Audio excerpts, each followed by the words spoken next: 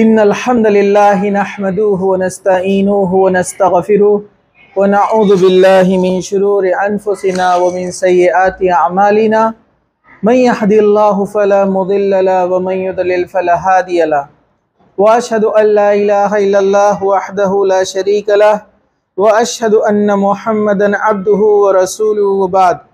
औज़ु बिल्लाहि मिनश शैतानिर रजीम बिस्मिल्लाहिर रहमानिर रहीम व वस्सैनल इंसाना बिवालिदैहि इहसाना हमलतहु उम्मुहु कुरहन व वदअतहु कुरहा व हमलुहु व फिसालुहु सलासूना शहरा हत्ता इज़ा बलग अशुद्धहु व बलग अर्बईना सनतन क़ाल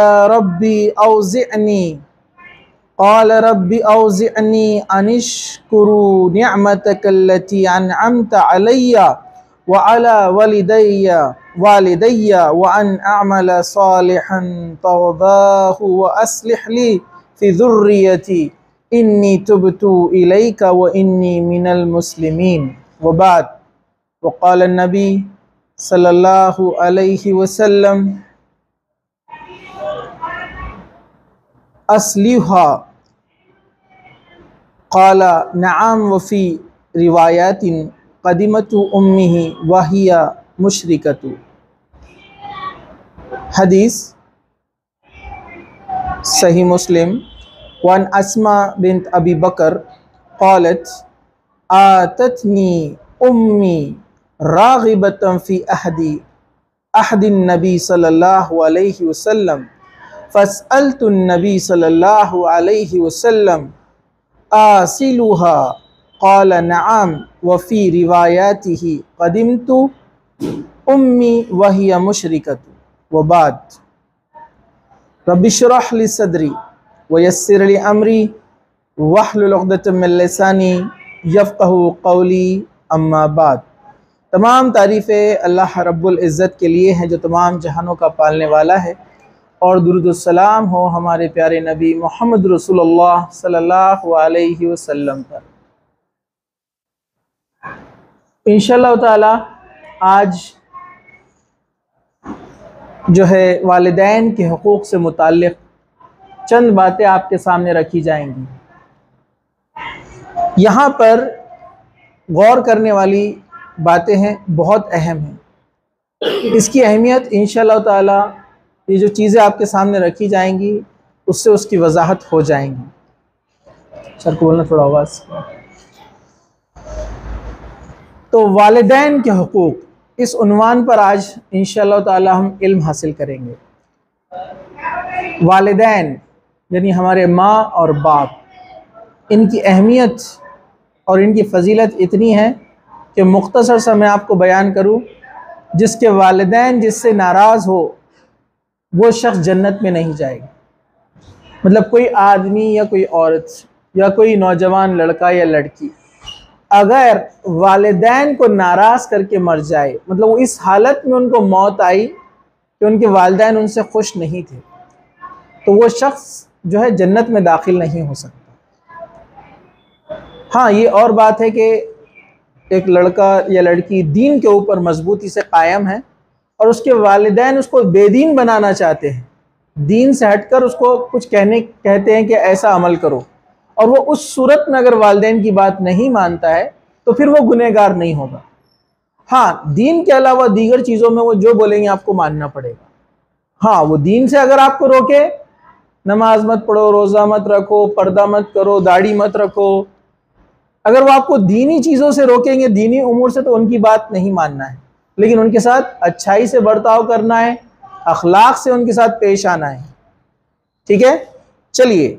तो यहाँ पर मैंने आपके सामने सूरह अहकाफ की आयत नंबर 15 की तिलावत की खुतबे के अंदर। गौर से सुनिए अल्लाह ताला क्या फरमाता है। और हमने इंसान को इसके माँ बाप के साथ नेकी करने की ताकीद की, इसकी माँ ने इसे नागवारी की हालत में उठाए रखा और इसे नागवारी की हालत में जना यानी पैदा किया, और इसके हमल और इसके दूध छुड़ाने की मुद्दत 30 महीने हैं। 30 महीने याद रखिए, कुरान के अंदर कहा गया है कि 2.5 साल से ज़्यादा बच्चों को दूध नहीं पिलाना है। 30 महीने मतलब कितने होते हैं? 24 महीने का 2 साल, 2.5 साल से ज़्यादा बच्चों को दूध नहीं पिलाना है। कुरान ने कह दिया बस ये लिमिट है इसकी, ठीक है। चलिए, तो इसकी 30 महीने, यहाँ तक कि जब वो अपनी पूरी कुव्वत को पहुँचा और 40 बरस को पहुँच गया तो उसने कहा, ऐ मेरे रब, मुझे तौफीक दे कि मैं तेरी इस नियामत का शुक्र अदा करूँ जो तूने मुझ पर और मेरे माँ बाप पर इनाम किया। मैं तेरी इस नियामत का शुक्र करूँ जो तूने मुझे और मेरे माँ बाप पर इनाम की है, और ये कि वो नेक अमल करूँ जिसे तू पसंद करता है, और मेरे लिए मेरे औलाद में इस्लाह फरमा दे। बेशक मैंने तेरी तरफ तौबा की और बेशक मैं हुक्म मानने वाले में से हूँ। हज़रत अता बिन यसार रहमतुल्लाह अलैह ताबईन में से हैं। क्या कहते हैं? इब्ने अब्बास रज़ी अल्लाह बयान करते हैं कि वो सहाबी रसूल से फरमा रहे हैं कि वो सहाबी रसूल ने क्या कहा। वो कौन है? अब्दुल्लाह इब्ने अब्बास। इनके पास एक आदमी आया और इनसे कहा कि मैंने एक औरत को पैगाम निकाह भेजा है। हज़रत अब्बास के पास एक आदमी आया, कहा कि मैंने निकाह के लिए एक पैगाम भेजा है, रिश्ता भेजा है।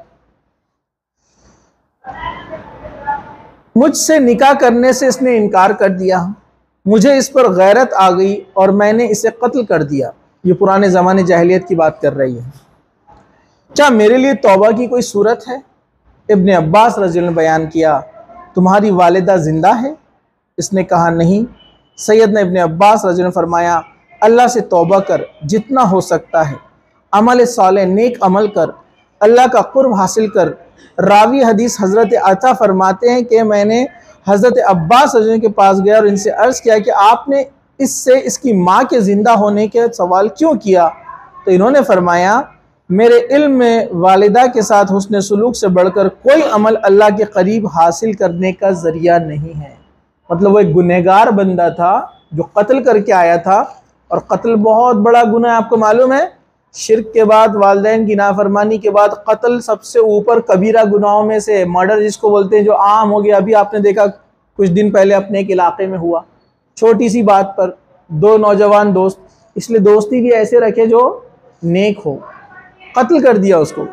क़यामत के दिन जिसने कत्ल किया है ना, तो जो मकतूल है, जिसका कत्ल हुआ, वो कातिल को घसीटते हुए लाएगा अल्लाह के सामने अपना हिसाब मांगने के लिए। तो कत्ल बहुत बड़ा गुनाह है। लेकिन उन्होंने कहा कि जिसके वालिदैन अगर ज़िंदा है, वो अगर उनकी खूब खिदमत करे तो अल्लाह उसकी जो पिछले गुनाह हुए हो सकता है उसके ज़रिए माफ़ कर दे। तो वालिदैन की खिदमत इतनी अहम है, वालिदैन के साथ हुस्न सलूक से पेश आना चाहिए। तो यहाँ पर अल्लाह ताला ने कहा कि अल्लाह ताला ने कुरान में जहाँ जहाँ अपनी तौहीद का जिक्र किया, आपको मालूम है ना, तौहीद, अल्लाह को एक मानना, उसमें गड़बड़ हुई तो आप कभी जन्नत में नहीं जा सकते। नेवर नेवर नेवर, एंट्रीज नहीं है जन्नत में जिसने शिर्क किया। शिर्क, मेरे इस उन्वान पर एक वीडियो है, मैंने जो पिछली बार आपको बताया था। यूट्यूब पे एक चैनल है हमारा छोटा सा, आप उस पर डालिए message of Islam Arshad Khan आगे, तो सर्च में सबसे ऊपर आ जाता है। उसमें जाइए, आप शिर्क के बारे में देखिए, प्लेलिस्ट के अंदर वीकली लेक्चर्स के अंदर है शिर्क के बारे में। मैं बच्चों को बोलता हूं कि अगर आपका कल फाइनल एग्जाम है तो आज मालूम कर लो आप शिर्क क्या है, बनिस्बत आप सिलेबस की पढ़ाई करने के बजाय। क्यों? क्योंकि शिर्क ऐसा गुनाह है, अगर वो करके आप मर गए, इस दुनिया से चले गए, कभी जन्नत में एंट्री नहीं हो सकती। नेवर नेवर नेवर, हमेशा आग में जलना है। हमको लगता है हम तो मुसलमान हैं, कलमा पढ़े, हम कहाँ से शिर्क करने वाले हुए? हम बहुत सारे शिर्क करते हैं। उस वीडियो में मैंने कवर किया है तमाम चीज़ों को, तो आप उसको ज़रूर सुने। या कोई तौहीद की किताब आपको मिलती है तो उसको पढ़िए, मैं अपने वीडियो का ऐड नहीं कर रहा हूँ, आप किताब पढ़िए, शिर्क के बारे में पढ़िए। इकबाल किलानी साहब की बहुत अच्छी किताब है तौहीद के मसाइल, उसकी भी PDF इंटरनेट पे अवेलेबल है। तौहीद के मसाइल, इकबाल किलानी, आप डालेंगे तो आ जाएगा। उर्दू में है, इंग्लिश में है, हिंदी में है। कल एग्जाम है तो मैं बच्चों को बोलता हूँ सिलेबस को मत पढ़ो, शिर्क के बारे में पढ़ो। अगर कल रात आपकी मौत हो गई तो, और आपको मालूम नहीं रहा शिर्क क्या है, तो इसलिए अभी पहली फुर्सत में आज ही आप सोच लोगे कब आपको पढ़ना है। एक दिन मुकर्रर करो और पढ़ लो उसको, क्योंकि जिसने शिर्क किया और मर गया तो कभी जन्नत में नहीं जा सकता। उसके बाद अल्लाह ने उस शिर्क के बाद सबसे सेकंड नंबर पे, जहां भी कुरान में आप पढ़ेंगे, कहा वालिदैन के साथ हुस्न सलूक करो। सेकंड नंबर पर सबसे अहम चीज, वालिदैन के साथ हुस्न सुलूक अल्लाह को बहुत महबूब है। ये अमल जो बंदा वालिदैन की खिदमत करता है अल्लाह को बहुत प्यारा रहता है वो बंदा। चलिए हम आगे बढ़ते हैं। इवन अगर किसी के वालिदैन काफिर है तो उनके साथ भी हुस्न सुलूक करे। जैसे मैंने खुतबे में एक हदीस का टुकड़ा पहले पढ़ा, फिर बाद में मैंने उसको मुकम्मिल किया। वो क्या था? हज़रत सैयदा अस्मा बिनते अबू बकर, हज़रत अस्मा हज़रत आयशा की बहन, हज़रत अबू बकर सिद्दीक़ की बेटी रज़ी अल्लाह अन्हा फरमाती है कि मेरे पास मेरी माँ आई और वो मुशरिका थी, मतलब बच्चे पहले ईमान ला लिए थे, उनकी माँ ईमान नहीं लाई थी। तो मैंने रसूल अकरम सल्लल्लाहु अलैहि वसल्लम से पूछा क्या मैं इससे हुस्न सुलूक करूँ? आप सल्लल्लाहु अलैहि वसल्लम ने फरमाया हाँ, इसके साथ सुलह रहमी और अच्छा सलूक करो।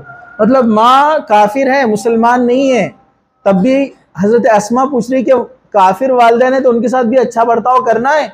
अल्लाह के रसूल ने फरमाया हाँ, उनके साथ भी हुस्न सलूक करो, अच्छा बर्ताव करो। बहुत सारे सहाबा है, आपको मालूम है इस्लाम लाने वाले ज़्यादा यंग लोग थे, वालिदैन काफिर थे, बाद में हुए बहुत सारे वालिदैन मुसलमान। क्योंकि यंग लोगों में क्या होता है, सच बात को, हक बात को जानने की तड़प होती है, और एक उम्र होने के बाद इंसान इजी लेता है, जान दो यार कहाँ टाइम है अपने पास, बीवी बच्चे, काम धंधा, दुकान मकान, दीन के बारे में जानने का उनको ज़्यादा वो नहीं रहता है। लेकिन आप देखेंगे नौजवानों में, यंगस्टर में, आप जैसे बच्चों में, उनमें ज़्यादा जुस्तजू रहती है दीन को जानने की, सही और गलत, चाहे सही बात चीज़ को मानने के लिए सेक्रीफाइस क्यों ना करना पड़े, कुर्बानी क्यों ना देना पड़े। क्यों? क्योंकि ये उम्र ऐसी रहती है जिसमें आप कोई दबाव में नहीं रहते, ना आपको पैसे से मोहब्बत रहती, ना शोहरत से, ना कोई कुर्सी की लालच, कुछ नहीं रहता आपको, ना फैमिली का कोई दबाव प्रेशर, आपको बस हक जानने का रहता है। ये उम्र ऐसी रहती है। अक्सर सहाबा नौजवान है, हज़रत साद बिन अबी वक्कास मुसलमान हुए, उनकी वालदा खूब गालियाँ देती थी उनको, खूब गालियाँ, कभी पलटा कर जवाब नहीं दिए, अच्छे अखलाक से पेश आए। वालदा मुतासिर हो गई, मुसलमान हो गई। हज़रत साद कि बेटा इतनी खिदमत करता है, मैं उसको इतना बुरा भला बोलती हूँ, मुसलमान हो गया इसलिए, लेकिन फिर भी वो खिदमत करता है। उनके अखलाक देखकर माँ भी मुसलमान हो गई। ठीक है, चलिए आगे चलते हैं हम। सबसे ज़्यादा हुस्न सलूक किससे किया जाएगा? सबसे ज़्यादा रेस्पेक्ट, सबसे ज़्यादा अच्छे बर्ताव का हकदार कौन है? गौर से सुनिए, हदीस है, हज़रत सैयदना अबू हुरैरा रज़ी अल्लाह से रिवायत है कि इन्होंने फरमाया कि एक शख्स अल्लाह के रसूल सल्लल्लाहु अलैहि वसल्लम के पास आया, बुखारी की हदीस है, गौर से सुनिए। पूछने लगा, ए अल्लाह के रसूल, सबसे ज़्यादा किसका हक है कि मैं इनके साथ अच्छा सलूक करूँ? आपने फरमाया तुम्हारी वालिदा, तेरी माँ है, तेरी वालिदा है। फिर उसने पूछा उसके बाद? कहा कि तुम्हारी वालिदा, योर मदर। वो आदमी बोला ठीक है। फिर बोला उसके बाद? कहा कि तुम्हारी वालिदा, आपकी माँ। फिर पूछा अच्छा, फिर उसके बाद? कहा कि तुम्हारे वालिद का। 3 बार वालिदा, 1 बार वालिद। रुपए में से 75 पैसे। 75% किसका हक है? माँ का। माँ ज़्यादा तकलीफ उठाती है ना औलाद की पैदाइश के वक्त। आपको मालूम है जो अभी हमने सूरह अहकाफ में पढ़ा और सूरह लुक़मान में भी आप पढ़ते हैं, और सूरह बनी इसराइल के अंदर भी इसका जिक्र है कि माँ ने तुम्हें तकलीफ दर तकलीफ से क्या किया है? संभाले रखा अपने पेट में, फिर एक तकलीफ के साथ पैदा किया। आपको मालूम है जो दर्द होता है, जरा ध्यान से सुनो आप इधर, जो दर्द होता है माँ को पैदाइश के वक्त कितना होता है? आपको पता है हर चीज़ की एक इकाई, यूनिट है। जैसे आप लिक्विड लाते हैं लीटर में लाते हैं, दूध, तेल वगैरह, सॉलिड चीज़ों को में लाते हैं केजी में, ग्राम में, है ना? तो वैसे साइंटिस्ट ने दर्द को नापने के लिए भी आले बनाए, पता है आपको? और उसकी यूनिट है डेल, डेल। और साइंटिस्ट बोलते हैं बच्चा जब पैदा होता है तो माँ के, जब वो कोख से पैदा होता है रहम से, तो उसकी जो 2 हड्डियां हैं वो सरकती है उसकी लाइफ में पहली बार, जहां से बच्चे की पैदाइश होती है पेट में। और वो हड्डियां जो सरकती है उसमें माँ को इतना दर्द होता है जिसको नापा गया तो वो 45 डेल का पेन है दर्द। और आम लोगों को समझने के लिए साइंटिस्ट बोलते हैं 45 डेल का दर्द इतना है कि आप समझ लो जैसे किसी इंसान की 20 हड्डियां एक साथ तोड़ दी गई। ऐसा समझो कि आपके दोनों पैरों पे से एक बड़ा सा ट्रक चला गया, बहुत हैवी ट्रक, क्या हाल होगा? मौत आ जाती है लोगों को। लेकिन अल्लाह ताला उस वक्त उस औरत को उतनी हिम्मत देता है। इसीलिए तो उस हिम्मत और तकलीफ़ की वजह से अल्लाह ने कहा कि, अल्लाह के रसूल ने फरमाया कि उसके कदमों के नीचे जन्नत है। इस वजह से माँ इतना दर्द बर्दाश्त करती है औलाद की पैदाइश, और 2 साल 9 महीने, और उससे पहले 9 महीने पेट में रखा, फिर उसके बाद 2 साल 2.5 साल दूध पिलाया। कोई मामूली चीज नहीं है।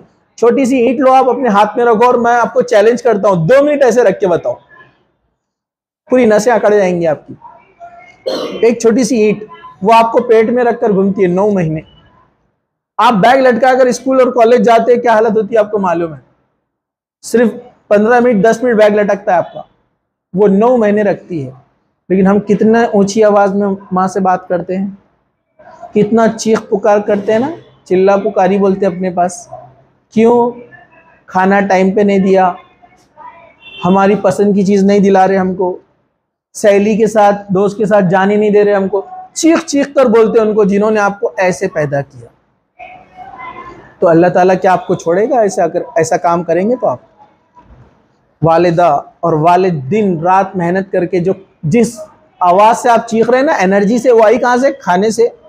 वो रोटी आपको आपके बाप ने लाकर दिया ना, जिस एनर्जी से आप उसके ऊपर चीखते हैं, उसको बोलते हैं कि तुमने मेरे लिए क्या किया, सबके माँ बाप तो ऐसा करते, आपने क्या किया। तो आप बोलने के लिए जो खड़े हुए ना जिंदा, वही उन्होंने किया, आपको खिलाया पिलाया, उन्होंने पैदा किया। सबसे बड़ा आप पर एहसान है कि दुनिया में आपको भेजा कि आप अशरफुल मखलूक़ात बने हैं, और नेक अमाल करके आप एक बड़ी जन्नत को पाने वाले हैं। तो उसका ज़रिया वालिदैन है, अल्लाह ने उनको बनाया है। तो सबसे ज़्यादा हकदार वालिदा, उसके बाद वालिद है। बाप जन्नत के दरवाज़ों में से दरवाज़ा है।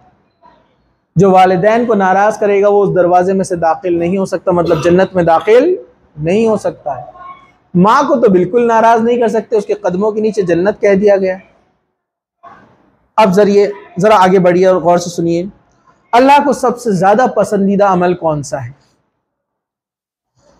सूरह इसरा आयत नंबर 23, वक़ज़ा रब्बुका अल्ला तअबुदू इल्ला इय्याहु व बिल वालिदैनि इहसाना इम्मा यब्लुगन्नका इंदकल किब्रा अहदुहुमा औ किलाहुमा फला तक़ुल लहुमा उफ़्फ़िन वला तनहरहुमा वक़ुल लहुमा क़ौलन करीमा।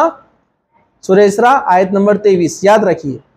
और तेरे रब ने फैसला कर दिया, अल्लाह ने हुक्म दे दिया, ऑर्डर है, इसके सिवा किसी की इबादत नहीं होगी, शिर्क बिल्कुल बर्दाश्त नहीं होगा, कभी अल्लाह जन्नत में दाखिल नहीं करेगा। और आगे क्या फरमाया? और माँ बाप के साथ अच्छा सलूक करना। अगर कभी तेरे पास दोनों में से कोई एक बुढ़ापे को पहुंच जाए, ज़ईफ हो जाए, तो इनको उफ तक मत कहना। फला तकुल लहुमा उफ़्फ़िन, क्या कहा? इनको उफ तक नहीं कहना, और ना इन्हें झड़कना, और ना इनसे बहुत कर्म वाली और नर्म बात करना। अगर ये तुम्हारे साथ कुछ भी करे, डांटे डपटे, कुछ उल्टा सीधा बोल दे, यहां तक कि मैं तो बोलता हूं अगर वो गाली गलौज भी कर दे, आप उनको उफ तक नहीं बोल सकते। कुरान का हुक्म है। अल्लाह को ये अमल इतना पसंद है कि वालिदैन का जो रिप्लाई, झगड़ा करके झगड़ालू इंसान जैसे बनकर जो रिप्लाई नहीं देता ना, अल्लाह को बड़ा पसंद है वो बंदा। अल्लाह ने कहा इनको उफ भी नहीं बोलना। और ये हुक्म कौन जारी कर रहा है? पूरी कायनात बनाने वाला। और दोस्त क्या बोलता? बेटे तू तो बहुत डरता, मम्मी पापा का लल्लू बना हुआ है, मैं तो डायरेक्ट बोलता अम्मी को, डायरेक्ट बोलता मैं तो अब्बा को। ये अल्लाह के नज़दीक सबसे गया गुजरा इंसान है, जो खुद भी बिगड़ा हुआ है, दोस्त को भी बिगाड़ रहा है। हाँ, सहेलियाँ बोलती तू अपनी मम्मी को इतना नहीं बोल सकती, तू थोड़ा सा बोल नहीं सकती जाने के वास्ते, पिकनिक के लिए, घूमने के लिए, ऐसा कैसा नहीं बोलते? हमारे घर में तो बिंदास भेजते हैं। तो बोल देना भाई तुम्हारे घर में ऐसा मसला है तो हम क्या करना उसको, गलत मसला आपके पास है, आप हमको क्यों सिखा रहे हैं? दोस्त सहेलियाँ एक दूसरे को बोलते हैं ना ऐसा। अल्लाह ताला बोल रहा है उफ भी नहीं बोलना, दोस्त सहेली बोल रही है बोलना कुछ भी। बहस करना, लड़ना, मनवाना, जिद करना, मैं तो मना के रहती, मैं तो ऐसी हूँ, मैं तो ऐसा हूँ। बेटे मेरे को कब नहीं बोलना घर वालों ने, बेटे अपनी ऐसी चलती चलती नहीं, वो बेचारे परेशान हो गए आपसे, तंग आ गए, बोलते जान दो, दे दो, किरकिरी करेंगे, तमाशे करेंगे, दे दो उसको। और अल्लाह आपसे नाराज़ है और आप जन्नत का रास्ता बंद कर दिया आपने, और आप खुश हो रहे कि मैं ऐसा हूँ। जन्नत का रास्ता बंद करके आप खुश हो रहे, दोस्त के सामने बड़ाई कर रहे कि मैं ऐसा हूँ, सहेली के सामने आप बड़ाई कर रहे हैं। अल्लाह ताला ने कहा उफ भी नहीं करना, वो कुछ भी बोले तो। हाँ, सूरह लुक़मान में अल्लाह ताला ने ये बात भी कही, वो आपको ऐसी बात कहे जिसका आपको इल्म नहीं है, मतलब गैर शरई बात, दीन से खिलाफ बात, तो उनकी वो बात नहीं मानना। लेकिन फिर आगे क्या कहा सूरह लुक़मान में अल्लाह ताला ने, लेकिन नरमी से उनके साथ रहना, हुस्न सलूक से रहना। चलिए आगे बढ़ते हैं। सैयदना अब्दुल्लाह बिन अब्बास से रिवायत है कि इन्होंने इरशाद फरमाया, मैंने नबी करीम सल्लल्लाहु अलैहि वसल्लम से पूछा कि अल्लाह ताला को कौन सा अमल सबसे ज़्यादा पसंद है? तो क़ाला बिर्रुल वालिदैन, क़ाला सुम्मा अय्यु, क़ाला अल जिहादु फ़ी सबीलिल्लाह। अल्लाह के रसूल ने क्या फरमाया? अल्लाह को सबसे ज़्यादा अमल कौन सा पसंद है? तो आपने फरमाया माँ बाप के साथ हुस्न सलूक करना। फिर फरमाया कौन सा? तो आपने फरमाया अल्लाह की राह में जिहाद करना। जिहाद में इंसान अपनी जान दे देता है, लेकिन उससे ज़्यादा महबूब अल्लाह को कौन सा अमल है? माँ बाप की खिदमत। एक और रिवायत में पहले नमाज का जिक्र किया कि वक्त पे नमाज पढ़ना अल्लाह को सबसे ज़्यादा पसंद अमल है। उसके बाद वालिदैन के साथ हुस्न सलूक करना, अखलाक से रहना, और तीसरा अल्लाह की राह में जिहाद करना। जिहाद से बड़ा अमल है देखो नमाज पढ़ना और माँ बाप के साथ हुस्न सलूक करना, है ना। लेकिन हम दोनों जगह फेल हैं। नमाज में सुस्ती, उठते नहीं, वालिदैन की भी बात बोले तो उठते नहीं, दोनों की बात नहीं मान रहे, अल्लाह की भी नहीं, माँ बाप की भी नहीं। जबकि अल्लाह को सबसे ज्यादा पसंद है, अब्दुल्लाह इब्न अब्बास फरमा रहे अल्लाह ताला को सबसे ज्यादा पसंद अमल ये अल्लाह के रसूल ने फरमाया। चलिए आगे बढ़ते हैं। अल्लाह की रजा वालिदैन की रजा में है। हमारा अल्टीमेट गोल क्या है? हम लोगों का अल्टीमेट गोल क्या है? जन्नत। हमेशा रहना है ना वहां पर, कभी मौत नहीं आएगी। अल्टीमेट गोल क्या है अपना? जन्नत। और जन्नत में जाना है तो किसको खुश करना है? वालिदैन को। वालिदैन खुश कब होंगे? जब आप उनकी खिदमत करेंगे। तो अल्लाह ताला ने कह दिया कि अल्लाह की रजा में वालिदैन की रजा में अल्लाह की रजा है। सूरह तौबा आयत नंबर 72 अल्लाह ताला फरमाता है व रिज़वानुम मिनल्लाहि अकबर, अल्लाह की रजा सबसे बड़ी है। अल्लाह जिससे राजी होगा वो शख्स जन्नत में जाएगा। जन्नत में कौन जाएगा? अल्लाह जिससे राजी हो जाए, अल्लाह जिस पर रहम कर दे। अल्लाह के रसूल सल्लल्लाहु अलैहि वसल्लम ने एक बार लोगों से कहा कि तुम्हारे अमाल की वजह से तुम जन्नत में नहीं जाओगे, बल्कि अल्लाह का रहम की वजह से तुम जन्नत में जाओगे। तो सहाबा ने पूछा अल्लाह के रसूल आप भी? तो कहा मैं भी। मैंने कितने अमल किए हों, अगर अल्लाह जब मुझ पर रहम करेगा तब मैं जन्नत में दाखिल होगा। लेकिन अब अल्लाह राज़ी कैसे होता है ज़रा देखिए। हदीस है, तिरमिज़ी के अंदर है, हज़रत सैयदना अब्दुल्लाह बिन उमर इसके रावी है। वो फरमाते हैं कि नबी करीम सल्लल्लाहु अलैहि वसल्लम ने कहा रब ताला की रज़ा वालिदैन की रज़ा में है और रब ताला की नाराज़गी वालिदैन की नाराज़गी में है। क्या फरमाया? रज़ी रब्बा फिर रज़ी वालिदै व सख़तु रब्बी फ़ी सख़तुल वालिदै।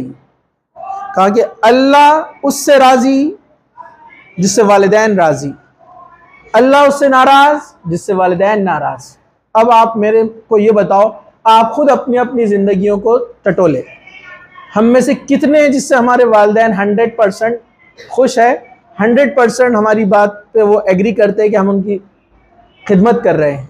या आप खुद अपने आप सोचो कि आप उनकी खिदमत बराबर से कर रहे हैं, आप उनको पलटा कर जवाब नहीं देते, आप उनके साथ लड़ते नहीं हैं, आप उनसे बहस नहीं करते हैं, आप उनकी हर बात मानते हैं। ऐसा कौन लड़का है? अपने आप को सोच ले।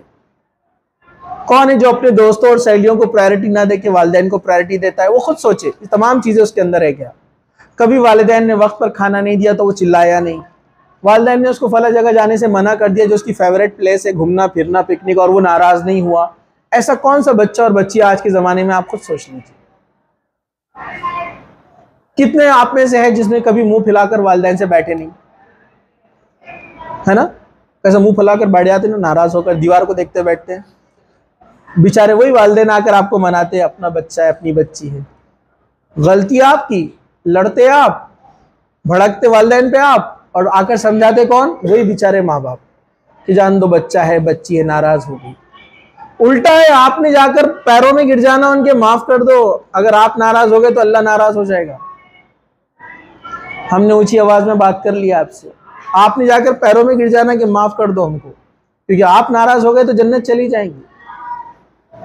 तो ऐसे हम में से कितने जरा गौर करें। चलिए हम आगे बढ़ते हैं।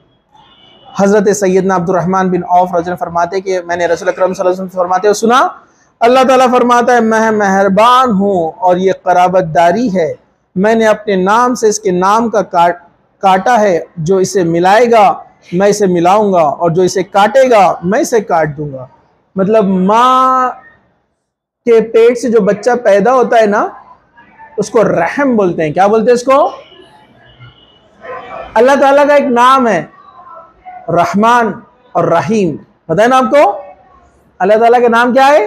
रहमान और रहीम। इसलिए किसी इंसान को आप रहमान और रहीम नहीं बोल सकते, अब्दुल रहमान या अब्दुल रहीम बोलना पड़ेगा, क्योंकि अल्लाह का नाम, अल्लाह की सिफत है ना खास। तो अल्लाह ताला ने अपना नाम रहमान जो है कहाँ से लिया है? रहम से, रहम लफ्ज। और रहम क्या है? माँ की वो कोख, वो पेट में जहाँ बच्चा रहता है उसको रहम बोलते हैं। तो जिस तरह माँ उसका इतना केयर करती है, अल्लाह ताला अपने बंदों के ताल्लुक से भी वैसा ही रहम दिल है। तो अल्लाह ताला ने अपनी सिफत उस रहम से ली है। कहा कि जो इसको जोड़ के रखेगा मैं उसको जोड़ के रखूंगा और जो इसको काटेगा मैं उसे काट दूंगा। मतलब जो इसका रेस्पेक्ट करेगा, इस रहम का, इस माँ का, इसका अदब करेगा, उसके साथ अच्छे से रहेगा, मैं उसके साथ अच्छाई का मामला करने वाला हूँ। जो इसके साथ रिश्ता तोड़ेगा, इसके साथ बुरा सलूक करेगा, बुरे अखलाक से, अल्लाह ताला उसे काट देगा, अलग कर देगा। मतलब उसके साथ अल्लाह ताला, उसने अल्लाह ताला के साथ कोई उम्मीद नहीं रखनी चाहिए कि उसके साथ भलाई का मामला हो। जो वालिदैन के साथ अच्छा, अल्लाह ताला उसके साथ अच्छा। ये इस हदीस का मतलब है। चलिए आगे बढ़ते हैं। जन्नत वालिदैन के कदमों के नीचे है। आपने अब तक सुना था ना, अब हदीस सुन लीजिए। वन मुआविया बिन जाहिमतु अन जाहिमतु जाअ इला नबी सल्लल्लाहु अलैहि वसल्लम फ़क़ाल या रसूलल्लाह सल्लल्लाहु अलैहि वसल्लम अरदतु अन अग़ज़ू वक़द जिअतु अस्तशीरुक फ़क़ाल हल लक मिन उम्मी क़ाल नअम क़ाल फ़ल्ज़महा फ़इन्नल जन्नत इंद रिजलैहा। सैयदना मुआविया बिन जाहिम रज़ी अल्लाह बयान करते हैं कि मेरे बाप जाहिम रज़ी अल्लाह ने रसूल अकरम सल्लल्लाहु अलैहि वसल्लम के पास आए और आप सल्लल्लाहु अलैहि वसल्लम से सवाल किया, ए अल्लाह के रसूल, मैं जिहाद में जाने का इरादा रखता हूँ और आप सल्लल्लाहु अलैहि वसल्लम मशवरा लेने आया हूँ। आप सल्लल्लाहु अलैहि वसल्लम ने इरशाद फरमाया, क्या तेरी माँ जिंदा है? इन्होंने कहा, जी हाँ वो जिंदा है। आप सल्लल्लाहु अलैहि वसल्लम ने फरमाया, बस तेरे लिए लाजिम है और ये ज़रूरी है, यानी तू जा इनकी खिदमत कर, बेशक जन्नत इनके पाँव के नीचे है, जब जन्नत इनके पाँव के पास है। सहाबी रसूल को कह रहे हैं कि वालिदैन की खिदमत करो, जन्नत है वहाँ पर।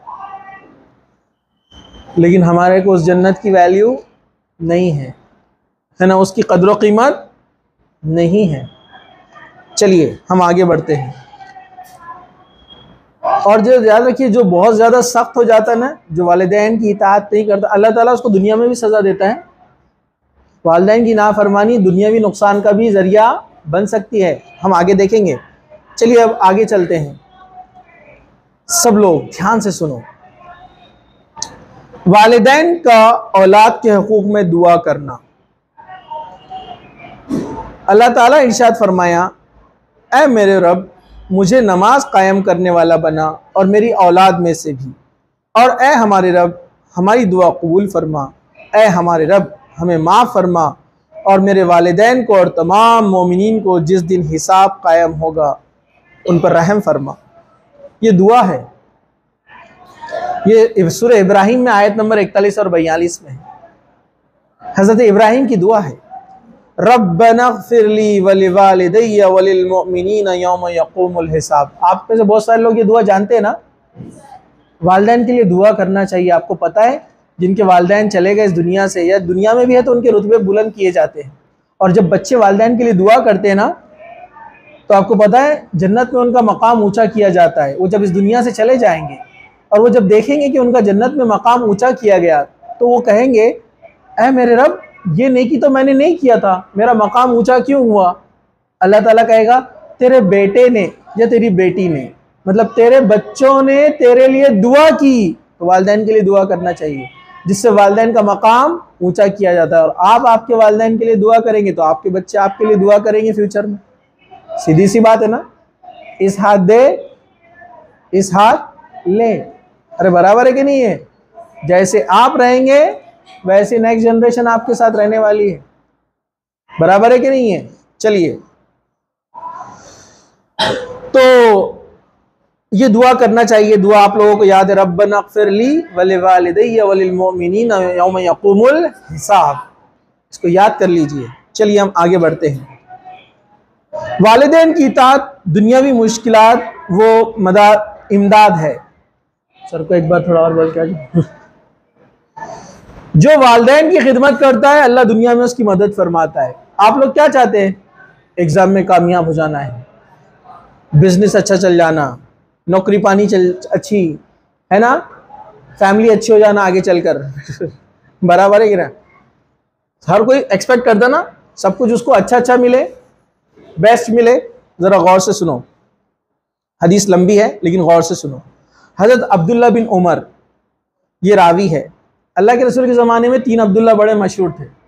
अब्दुल्ला इब्न मसूद साहबी रसूल है, अब्दुल्ला इब्न उमर हजरत उमर के बेटे, अब्दुल्ला इब्न अब्बास हजरत अब्बास के बेटे, ये 3 अब्दुल्ला, और एक अब्दुल्ला इब्न जुबैर, ये 4 अब्दुल्ला बहुत मशहूर थे। ये उनको उनके ज़माने के मुफ्ती कहा जाता है। इसमें से कुछ तो कम उम्र है, अब्दुल्ला इब्न उमर, अब्दुल्ला इब्न अब्बास कम उम्र है, लेकिन इनके पास इल्म ज़्यादा था क्योंकि अल्लाह के रसूल के साथ ज़्यादा रहे और जो इल्म मिला उसको उन्होंने याद किया। ठीक है, चलिए आगे बढ़ते हैं हम। गौर से सुनिए, हजरत अब्दुल्ला बिन उमर फरमाते हैं कि नबी करीम सल्लल्लाहु अलैहि वसल्लम से रिवायत करते हैं कि आप सल्लल्लाहु अलैहि वसल्लम ने इरशाद फरमाया, इस दौरान के 3 आदमी सफ़र कर रहे थे, 3 लोग थे जो ट्रैवलिंग कर रहे थे। अच्छा किस्सा है, ज़रा गौर से सुनिए। हदीस है, बनी इसराइल का वाक़या है। 3 लोग थे, वो रात में सफ़र के लिए निकले। दोस्त लोग जाते हैं ना घूमने के लिए, ऐसा ही एक वाक़या है। तीनों निकले, ज़ोरदार बारिश हुई, तूफान आया, तो इन्होंने गार में पनाह ली। गार पता है ना आपको, केव, ये केव में जाकर बैठ गए।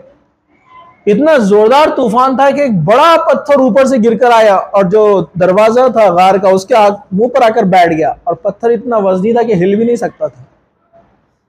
अब ये तीनों सोचने लगे अपनी मौत यहां पर अब क्या है, पक्की है। सही बुखारी की हदीस है, गौर से सुनिए। तो तीनों ने अपने अपने नेक अमलों का वसीला लगाया। इससे पता चला कि नेक अमल का वसीला लगाया जा सकता है। वसीला मतलब इसके जरिए से दुआ मांगी जा सकती है। वरना जो लोग मर गए, इस दुनिया से चले गए, चाहे कितने बड़े पीर वली बुजुर्ग, यहाँ तक कि नबी भी थे, उनके वसीले से आप दुआ नहीं मांग सकते, शिर्क हो जाएगा। पता है आपको?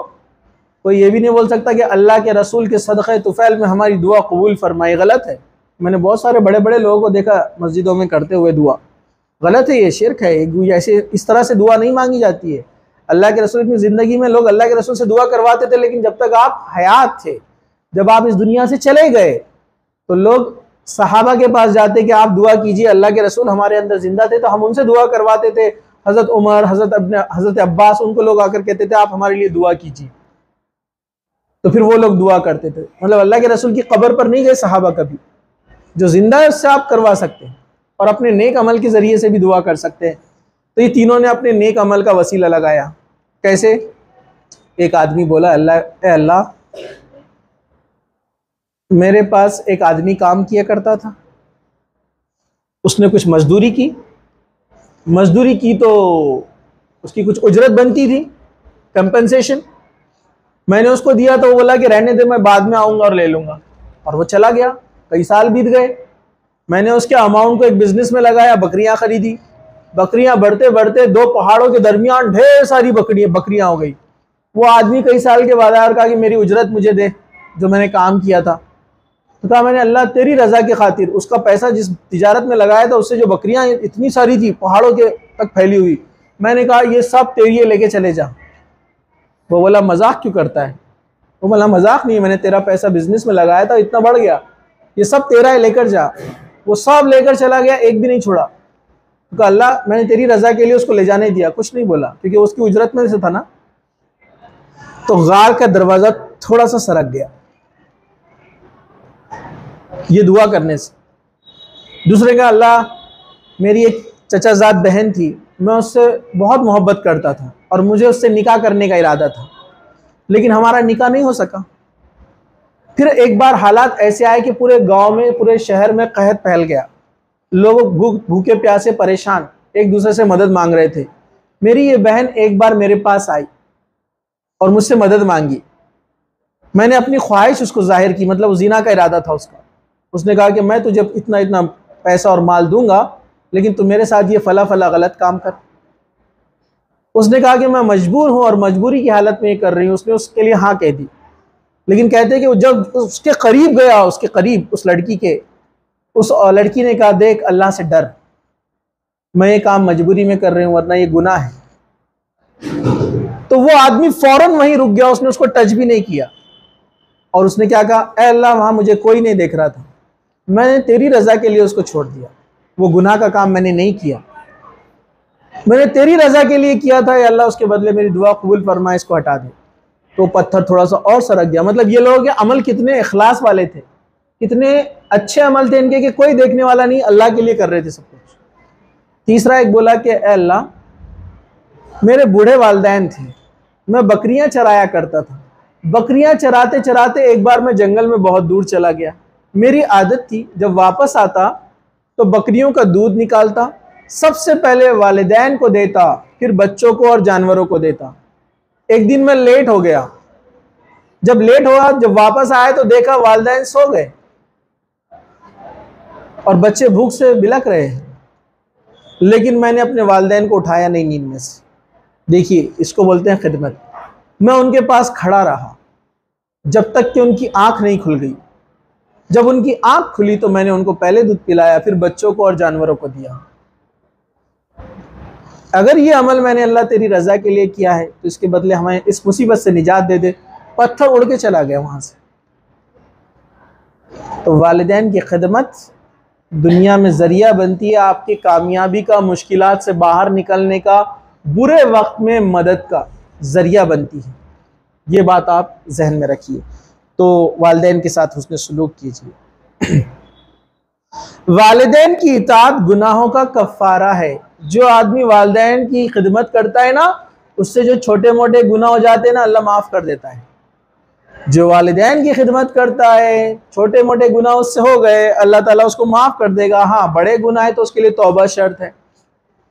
चलिए सुनिए, हज़रत सैयदना इब्न उमर रज़ी अल्लाह से रिवायत है कि एक आदमी नबी करीम सल्लल्लाहु अलैहि वसल्लम के पास आया, अर्ज़ किया, ऐ अल्लाह के रसूल सल्लल्लाहु अलैहि वसल्लम, मैंने एक बड़ा गुनाह किया है, क्या मेरी तौबा कबूल हो सकती है? आपने इरशाद फरमाया, क्या तेरी माँ जिंदा है?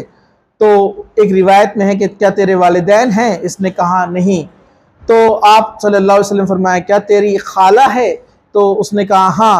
तो आपने फरमाया, जा इसके साथ हुस्न सलूक कर, उसकी खिदमत कर, अल्लाह शायद इसके बदले क्या करेगा, गुनाह माफ़ फरमा देगा।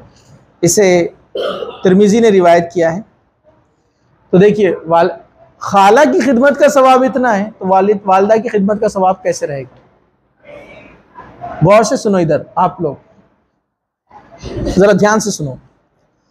वालिदैन की इजाज़त से जिहाद करें। जिहाद जैसा अमल जो बहुत प्यारा अमल अल्लाह को है। आपको पता है जिहाद में अगर इंसान अपना माल और दौलत सब लेकर गया और वापस नहीं लौटा तो वो सीधा जन्नत में जाएगा डायरेक्ट, कोई चीज़ उसको रोक नहीं सकती। वो जिहाद में अगर शहीद हुआ उसके तमाम गुनाह माफ़ कर दिए जाते हैं। लेकिन उससे भी अफजल है वालिदैन। वालिदैन को नाराज़ करके गया तो दुरुस्त नहीं है। सैयदना अब्दुल्ला बिन उमर से रिवायत है कि एक शख्स ने रसूल अकरम सल्लल्लाहु अलैहि वसल्लम की खिदमत में हाजिर होकर पूछा, जिहाद में जाने की इजाज़त है क्या? आपने फरमाया, तेरे माँ बाप जिंदा है? इसने कहा जी हाँ। आपने फरमाया, इन दोनों में जिहाद कर, यानी उनके पास जा, उनकी खिदमत कर, यही तेरा जिहाद है। इसको जो है आदाब अल मुफरद में नकल किया गया और सही मुस्लिम के अंदर भी ये हदीस मौजूद है। ऐसी और भी बहुत सारी हदीसें हैं। चलिए, जायज़ हद तक वालिदैन की हर इताअत करे। जितना हो सकता है आपसे अपनी ताकत के हिसाब से उनकी इताअत करें। अल्लाह ताला इसके ज़रिए से आपके दर्जात भी बुलंद करेगा, दुनियावी मुश्किलात आपसे हटा देगा, आपकी परेशानी हटा देगा, आपको दुनिया में कामयाबी देगा, आपको इम्तिहानात में कामयाबी, कारोबार में कामयाबी, ज़िंदगी में कामयाबी, ज़िंदगी में खुशहाली, हैप्पी लाइफ जिसको बोलते हैं। वालिदैन का फरमाबरदार हमेशा खुशहाल रहता है, ये बात आप याद रखिए। और वालिदैन का नाफरमान कभी खुश नहीं हो सकता, दुनिया में भी, और आखिरत तो उसके हाथ से जाएंगी। वालिदैन का हक कैसे अदा करें, गौर से सुनिए। वालिदैन का हक कैसे अदा करें, गौर से सुनिए। वअन अबी हुरैरा रज़ियल्लाहु अन्हु क़ाल क़ाल रसूलुल्लाह सल्लल्लाहु अलैहि वसल्लम ला तजज़ी वलदु वालिदन इल्ला अन यजिदहु ममलूका फ़यश्तरीही फ़युआतिक़ह। क्या फरमाया?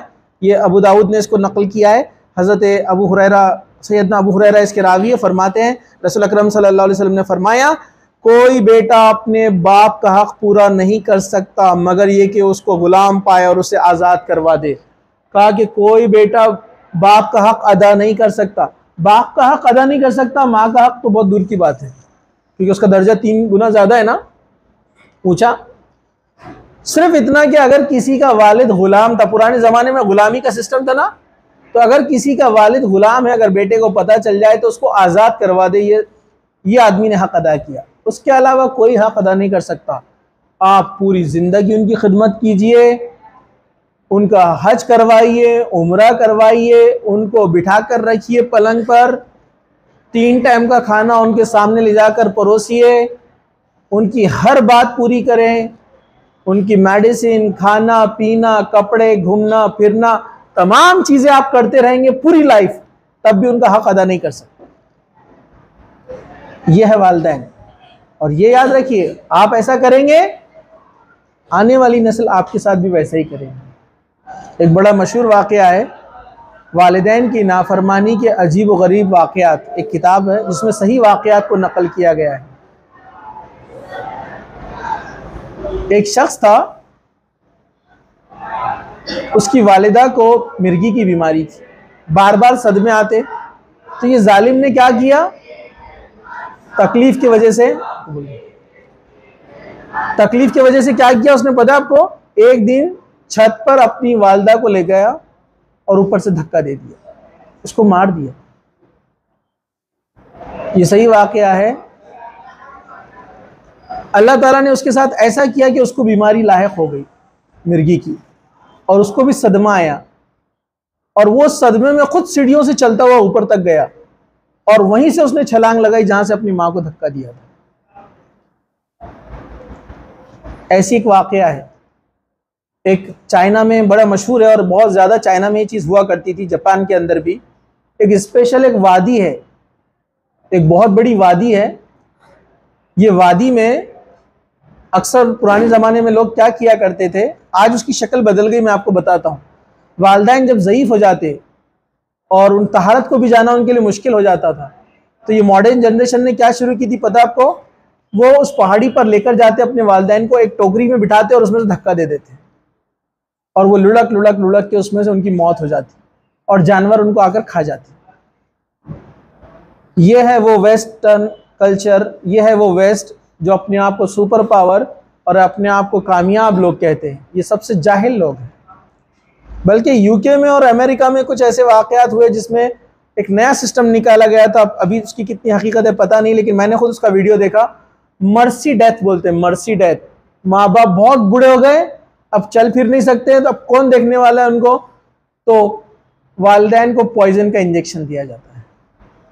मैंने खुद देखा एक वीडियो, बाप को बिठाया गया, बेटा बहू सब साथ में आए, सबने बैठकर चाय वाय पी साथ में, और उसको जहर का इंजेक्शन दे दिया। वो बेचारा परेशान, सुन क्या कहेगा, कुछ नहीं कर सकता क्योंकि सब वैसे कर रहे हैं।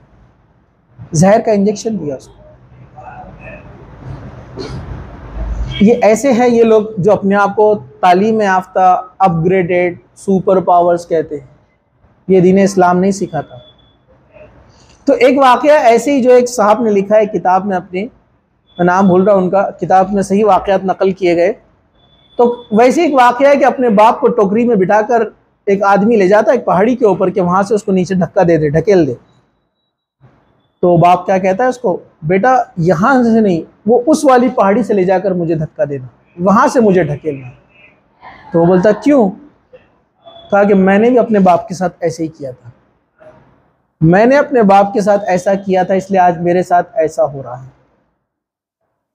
आप जैसा करेंगे वैसा भरेंगे। वालिदैन को प्रायोरिटी दीजिए हर चीज में, बेटर, बेस्ट, सबसे अच्छा। एक आदमी था, उसके वालिदैन बूढ़े हो गए। समाज सोसाइटी में बड़े बड़े अफसर उसके घर पर आते तो उसको शर्म आती थी। माँ बाप अनपढ़ गांव के थे और कैसे भी रहते थे, खाते पीते कैसे भी थे, तो उसको शर्म आती थी। तो उसने उसके बंगले के बाजू छोटा सा एक कमरा बना दिया, उसमें माँ बाप को रख दिया और उनको प्लास्टिक की प्लेट्स में खाना ले जाता, क्योंकि बार बार कांच की प्लेटें ले जाएंगे तो टूट जाएंगी, फट जाएंगी। कागज की प्लेटों में खाना देता माँ बाप को। एक बार खाना देने के लिए गया, साथ में उसका बेटा था, पोता यानी। तो बेटे ने पूछा कि हम कांच के उसमें खाते हैं अब्बू, दादा दादी को ऐसा क्यों दे रहे? उसने कहा कि इनके हाथों में थरथराहट होती है, तोड़ देते, नुकसान होता है, पैसा कौन भरेगा नुकसान, इतना कौन बार बार नुकसान उठाएगा। तो बच्चा छोटा था लेकिन अक्लमंद था, बोला अच्छा बूढ़े होने पर ऐसा करना पड़ता है। बोला आप जब बूढ़े हो जाएंगे ना, बोले तो मैं भी ऐसे ही करूंगा। तब बाप को अकल में बात आई, फिर उसने अपने आप को तब्दील किया। छोटे बेटे ने कहा ठीक है, आप जब बुढ़े हो जाएंगे तो मैं भी आपके साथ ऐसे ही करूंगा। एक से एक अजीब वाकयात। तो याद रखिए, दुनिया में भी कभी कामयाब नहीं हो सकते, जलील होने वाले लोग हैं। तो वालिदैन के साथ हुस्न सलूक करना। वालिदैन के हक में से एक ये भी है कि उनके दोस्तों के साथ हुस्न सलूक किया जाए। वालिदैन के दोस्त, जैसे आपकी वालिदा की सहेलियाँ, वालिद के दोस्त, उनसे अच्छे अखलाक से पेश आना चाहिए। मसला तो अभी अपने वालिदैन का ही है, उनके साथ अच्छे अखलाक से हम पेश नहीं आ रहे, लेकिन उल्टा होता है कभी कभार। कभी कभार उल्टा होता है, हम उनसे अच्छा रहते, वालिदैन से अच्छा नहीं रहते। बल्कि हदीस ये बता रही है कि उनके साथ भी उसने सलूक करना है तो इनके साथ तो और ज्यादा करना है ना। आपने देखा कुछ लोगों को माँ से बहुत जोर से चीख के बात करते, नहीं होना मेरे को खाना, फेंक दो, पहले क्यों नहीं दिए, मेरी क्यों नहीं सुने। वो बड़े कुछ करते, छोटे कुछ करते, मेरे को नहीं करते। बराबर है कि नहीं है? और वैसे ही अगर उनके कोई सहेली आ गए या अपने फ्रेंड के वालिदा आ गए, अपनी सहेली के वालिदा आ गए, तो क्या बोलते हैं, और आंटी कैसे आप, बहुत दिनों के बाद आए आप। लोग भी बोलते हैं कि क्या अखलाक वाला बच्चा है, क्या अखलाक वाली बच्ची है, इसके पेरेंट्स कितने लकी है। और उनको क्या मालूम घर में क्या हाल चल रहा है। गलत बात है कि नहीं है? सहाबा कहते हैं हमारे दौर में हम ऐसे लोगों को मुनाफिक समझते थे, जो बाहर कुछ और रहते थे और घर में कुछ और रहते थे। मतलब दिल में कुछ और रखते थे और रिप्रेजेंट कुछ और रखते। तो कहा कि हम ऐसे लोगों को मुनाफिक समझा करते थे उस जमाने में। तो हमारा हाल कैसा है जरा सोचो। कुछ ना कुछ तो हिस्सा है ना उसका। तो तौबा करने चाहिए, चेंज करना चाहिए अपने आप को। हजरत सैयदना इब्न उमर फरमाते कि रसूल अकरम सल्लल्लाहु अलैहि वसल्लम ने इरशाद फरमाया, नेकियों में सबसे बड़ी नेकी यह है कि आदमी का अपने बाप की वफात के बाद, उनके मरने के बाद, उनके दोस्तों के साथ हुस्न सलूक करना, अच्छा बर्ताव करना। वालिदैन की नाफरमानी और जहन्नम।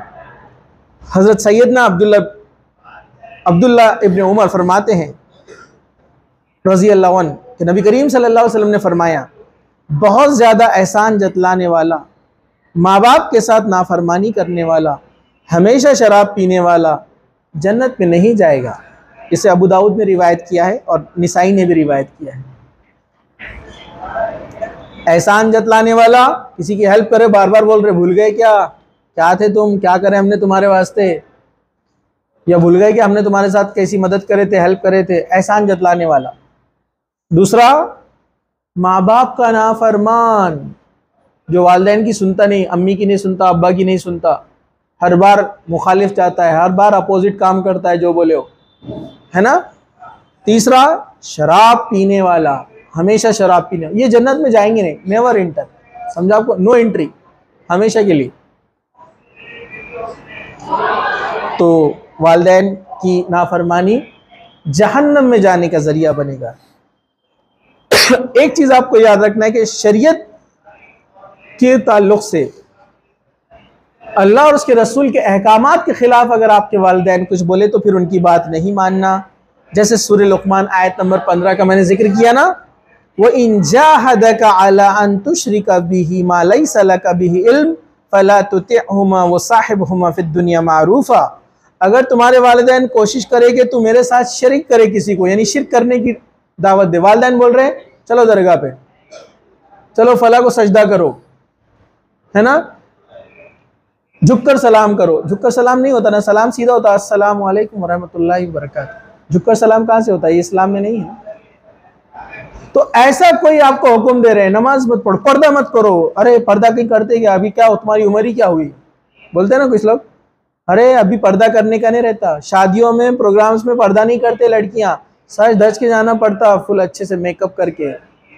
ये पुराने ज़माने के लोग करते ऐसा, दावतों में भी बुरखे में जा रहे हैं, स्टॉल पहन रहे, हिजाब पहन रहे, है ना। तो ये बात उनकी नहीं मानने का। बच्चों को बोलते वाले तो क्या दाढ़ी रख लिए, अभी कोई उम्र है दाढ़ी की है, बाद में रखना 30-35 के बाद। हमारे एक रिश्तेदार थे, बड़ी उम्र वाले थे, अल्लाह उनको जन्नत नसीब करे, बेचारे अब इस दुनिया में नहीं है।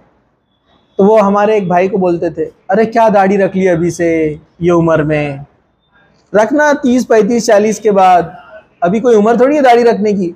तो हमारे भाई ने उनको अच्छा जवाब दिए थे, हाँ ना, बोले अल्लाह को समझा ही नहीं कौन सी उम्र में दाढ़ी देना, आपको समझ रहा बराबर। दाढ़ी किसने दिया अपने को, अल्लाह ने दिया ना। 15, 16, 17, 18 साल की उम्र में दाढ़ी आती है, हमारे कुछ हार्मोन्स एक्टिव होते हैं जिससे दाढ़ी आना शुरू होती है। तो ये अल्लाह के हुक्म से होता है ना। हार्मोन्स तो बेजान चीज़ है ना, उनको थोड़ी मालूम रहते। क्या हार्मोन बोलते हैं एक दूसरे को, बेटा अपना टाइम हो गया, 18 साल के बाद अपने को निकलने का बाहर, हेयर्स लाने के बेचारे के दाढ़ी के अपने को, चलो काम पे लग जाओ सब। कुछ रहता क्या उनके पास, जा रहे बेचारे खेती कर रहे दाढ़ी के लिए, यहाँ पर आ रहे कुछ ऐसा, उनमें लाइफ है क्या। लेकिन उनको बराबर मालूम है कि कौन सी एज में दाढ़ी के बाल आपको आने वाले हैं, कौन सी एज में आपके कौन से हार्मोन्स को एक्टिव करना है, ये अल्लाह के हुक्म से होता है सब। साइंस भी हैरान है कि उनको कौन डायरेक्ट कर रहा है कि कौन सी एज में कौन से हार्मोन सीक्रेट होना चाहिए, उनको मालूम है बराबर। तो ये अल्लाह के हुक्म से होता है। तो उन्होंने अच्छा जवाब दिया, अल्लाह को नहीं समझ रहा कौन सी उम्र में देना, आपको बराबर समझ रहा कि 30-35 की बात अच्छी लगे। अल्लाह ने जब अपने बंदे को दिया तो दाढ़ी खूबसूरत ही होंगी ना। ये नज़र होती है जो देखती है खूबसूरती को और बदसूरती को। दुनिया के सबसे खूबसूरत इंसान हज़रत यूसुफ, उनको दाढ़ी थी। तो दुनिया का सबसे खूबसूरत इंसान बगैर दाढ़ी के खूबसूरत नहीं हो सकता है, बराबर है कि नहीं। तो आप उनकी वो बात नहीं मानेंगे जो शरीयत के ख़िलाफ़ है, वरना आपको उनकी तमाम बातें माननी पड़ेंगी। क़यामत के दिन बाप के नाम से इंसान को पुकारा जाएगा। कुछ लोग लाते कहीं से, तो भी माँ के नाम से पुकारा जाएगा। कहाँ से लाते लोग पता नहीं, एक से एक इंडिया, मेड इन इंडिया, इतनी ज़बरदस्त चीज़ें, ख़तरनाक खतरनाक कहाँ से ढूंढ के लाते, अपन भी ढूंढ के परेशान। कहाँ है, हदीस ऐसी नहीं है। हज़रत सैयदना उमर रज़ियल्लाहु बयान करते हैं कि आप सल्लल्लाहु अलैहि वसल्लम ने फरमाया, क़यामत के दिन धोखेबाज के लिए एक झंडा बुलंद किया जाएगा, कहा जाएगा ये फ़ला बिन फ़ला का धोखेबाज का निशान है। मतलब अच्छे इंसान को भी पुकारा जाएगा उसके वालिदैन के नाम से, बुरे इंसान को भी उसके वालिदैन के नाम से पुकारा जाएगा। इसे सही बुखारी ने रिवायत किया है। तो ये चंद चीज़ें थी जिसमें से मैं आपको मुख्तसर से बता दूं वालिदैन के हुकूक़ क्या है। वालिदैन के हुकूक़ ये है जो शरीयत ने हमको बताती है, मुख्तसर से मैं आपको बता दूं। वालिदैन के हुकूक़ ये है कि उनके साथ हुस्न सलूक किया जाए, उनकी खिदमत की जाए, उनकी ज़रूरियात का सामान उनको दिया जाए, उनकी बात मानी जाए जब तक कि शरीयत के ख़िलाफ़ ना हो, ठीक है। फिर उनकी तमाम चीज़ों की देख रेख, अखराजात पूरे बच्चों के ज़िम्मे हैं जब वालिदैन बूढ़े हो जाए और बच्चे बड़े हो जाए। उनके दोस्तों का एहतराम किया जाए, ठीक है।